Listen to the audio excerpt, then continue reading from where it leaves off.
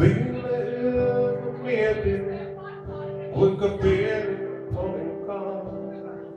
Savu sininen kulmaliekki, kun osui opettajan ikkunaan.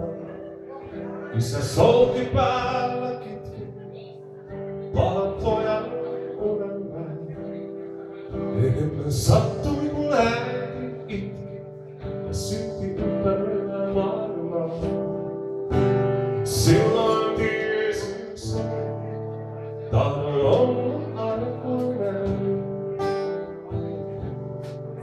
Taisin olla 15, rippikouluikäinen. Sain opetuksen nautinnoista, josta tiedin vielä. Tyttö katsoi mua suoraan silmiin, enkä voinut ymmärtää. Kuinka voi nousta niin korkeen pilviin, ettei enää unelmää. Silloin tiesin sen, tahdon olla aikuinen. Vaikkei enää oo mikään poika, sisälläni osuu sellainen, joka valastaa opetuita, unohtaa isä meidän lukouksen. Ja tuskin koskaan tahtoo olla aikuinen. Hänen kanssaan oli monta vuotta, poikuuttani kadonnut.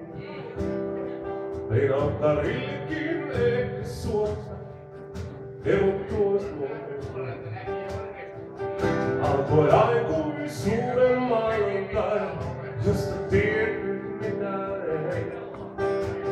Yritin niin varkaan olla malli-ihminen. Niinpä yritin, tiedän sen, tahdon olla aikuinen. Vaikkei enää oo mikään poika, sisälläni asuu sellainen, joka valastaa veloita, unohtaa isä meidän lukouksen. Eikö koskaan tahdo olla aikuinen.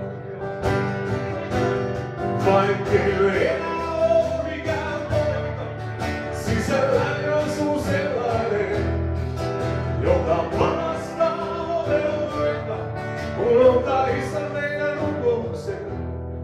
Ja tuskin koskaan tahtoo olla aikuinen. Tuskin koskaan tahtoo olla aikuinen.